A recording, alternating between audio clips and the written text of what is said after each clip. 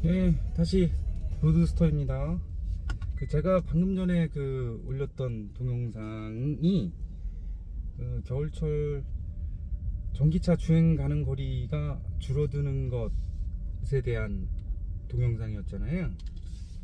근데 제가 거기서 언급을 안 했던 게 있어서 추가적으로 지금 다시 녹화를 하고 있는데요. 제가 지금 운동을 하고 와갖고 몰골이 많이 아닙니다. 그 동영상 중에서 겨울철 주행 가는 거리를 늘리는 방법이 한 두 가지 정도가 더 있거든요. 제가 요 바로 동영상에서 언급했던 것이 잠시만요. 언급했던 것이 내기 순환 모드로 난방을 할 때 내기 순환 모드로 하면 절약할 수 있다는 거. 그 다음에 오토 모드 22도를 맞춰놓고 오토 모드를 공조를 실행하는 게 더 좋다는 거. 그 다음에 또 한 가지가 타이어 공기압에 관한 이야기인데요. 이거 말고도 두 가지 방법이 더 있어요. 나머지 방법이 뭐냐면 난방을 최소한으로 하라는 그런 언급이 있거든요. 그런데 그거는 난방을 최소한으로 할 수 있나요? 겨울에, 그죠? 참 이상한 이야기예요. 이해가 가지 않는 부분이죠. 그리고 또 한 가지는 뭐냐면 열선을 이용해 갖고 최소한의 난방을 유지를 하라는 거예요. 이게 똑같은 말이거든요. 그리고 또 하나가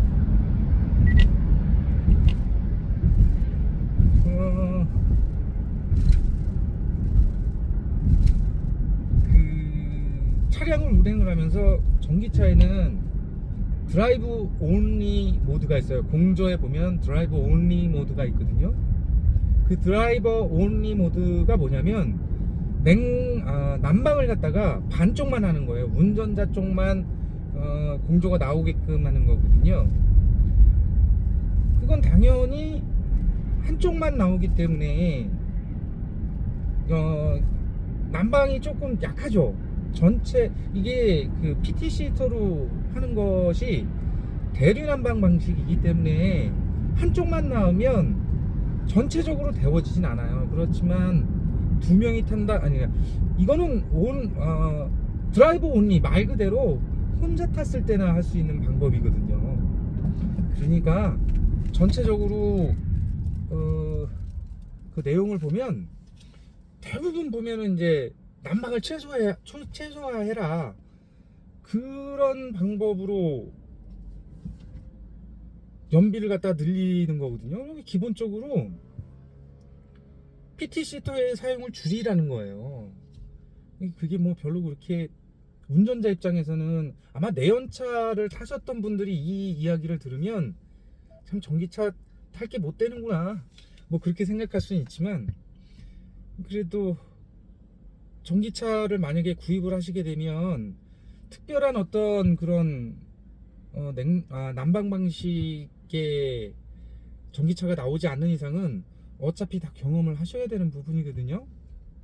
그러니까 그 부분은 알고 계시는 게 좋겠죠. 그래서 제가 언급을 드리는 건데, 그나마 좀 유용하게 쓸 수 있는 건 뭐냐면, 혼자 타는 경우가 있잖아요. 지금도 저도 혼자 지금 운전을 하고 있는데, 이럴 때 드라이버 온리 모드를 사용해서 반쪽만 냉난방을 하는 거고, 그 다음에 내기 모드로 해갖고 열을 갖다 가두는 거죠. 일종 열을 갖다 가두고 나서 습기가 찰 때까지 가둬야 되는 거예요. 그렇게 해서 하는 방법, 그 두 가지 정도가 가장 현실적이지 않나. 아니면은 뭐 타이어 공기압도 사실은 겨울에는 좀 더 많이 넣어야 되기 때문에 그 방법도 괜찮고요. 그렇게 한 세 가지 정도 방법이 더 제일 현실적이지 않나, 그렇게 생각이 드는데요. 그렇게 겨울철에는 참 전기차의 고난의 시절이라고 그러기도 하고, 어떤 유명 드라마에 시속 50km 단속 구간입니다. 이 음량으로 안내할게요. 어떤 드라마의 대사가 생각이 나죠. Winter is coming. 그런데 그 드라마가 여러분이 다 아시다시피, 보신 분들은 다 아시죠. Winter is coming이라는 대사를 칠 때 보면 되게 보면 안 좋은 때 그 대사가 나오거든요. 전기차도 마찬가지예요. Winter is coming이라고 얘기를 하면 겨울철에는 참 전기차를 운행하기 힘든 계절인 거죠. 그런데 또 다른 면으로 생각해 볼 수도 있는 거예요. 어떻게 생각을 하냐면, 어차피 전기차 충전하는데 요새 킬로와트당 한 뭐 급속으로 한다 그래도 100kW 이상이 환경부 가격 단가로 놓고 보면 374원인가 그러죠. 그래서 제 차량인 경우 74.2kWh, 74. 하여튼 70kW 정도를 갖다 충전한다고 생각을 했을 때 거기에다가 곱하기 370원을 하게 되면 충전비가 나오거든요. 그럼 대부분 한 35,000원 정도, 25,000원 정도에서 22,000원 정도, 그 사이가 충전이 될 거예요. 이게 그 제일 비싸게 충전하는 방법이고요. 더 비싸게 충전하는 방법도 있지만 일반적으로 봤을 때 이건 비싸게 충전하는 방법이거든요. 제가 나중에 충전하는 것을 갖다 더 저렴하게 할 수 있는 방법을 말씀을 드릴 건데요. 그거는 나중에 또 컨텐츠로 만나 보시면 되고요. 그래서 어쨌건 간에 뭐 2만원, 25,000원 뭐 그 사이에 충전을 한다 그러면 겨울철에는 그거 갖고, 제 차량 같은 경우에는 좀 난방 빵빵하게 하고 제 운전 스타일대로 운전하고 그러면 350km에서 380km 그 정도를 운행을 할 수가 있거든요. 그러면 그 정도 운행하고 뭐 2만원, 25,000원 정도 충전한다고 치면 내연차, 특히 하이브리드보다 더 싸게 충전비가 먹히는 것이기 때문에 겨울철에는 그냥 한 번 더 충전한다.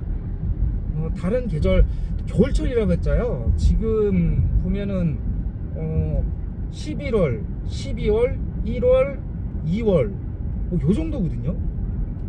요 정도 한 1년에 4개월 정도는 그렇게 타신다고 보시면 겨울에는 조금 더 비용이 더 들어갈 수 있다. 난방 때문에. 그렇기 때문에 겨울철에는 그냥, 만약 예를 들어서 한 달에 내가 일반적으로 봤을 때 5번을 충전을 한다.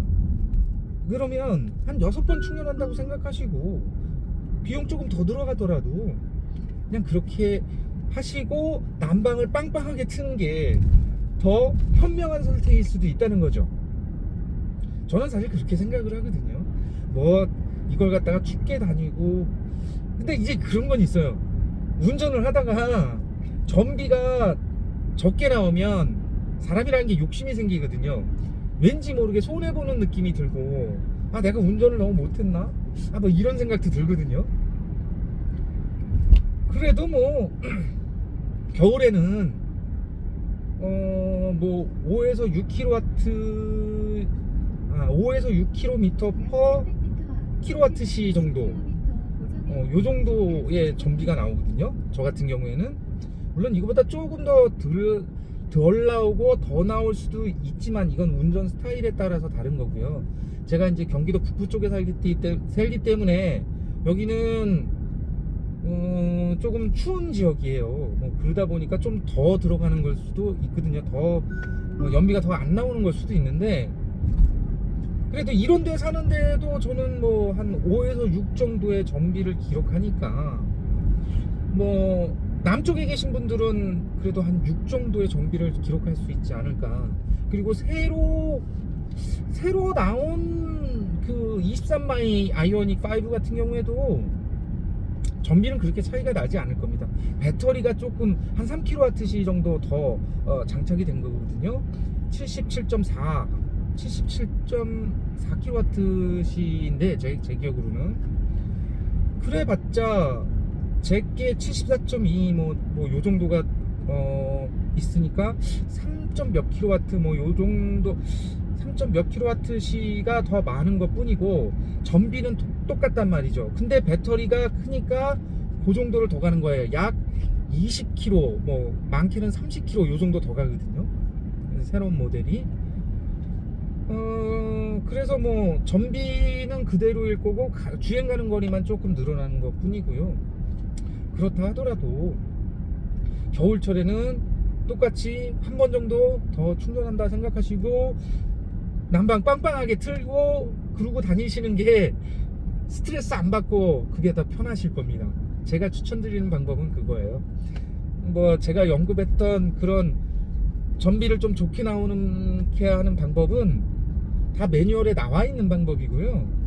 혹시 전비를 더 높일 수 있는 방법을 알고 계시면 겨울철에 뭐 댓글에 이렇게 쫙 해주시면 같이 공유도 하고 제가 그것에 대해서 기술 자료도 한번 구해보고 여러 가지 생각을 해서 다시 한번 동영상을 제작해 보도록 하고요.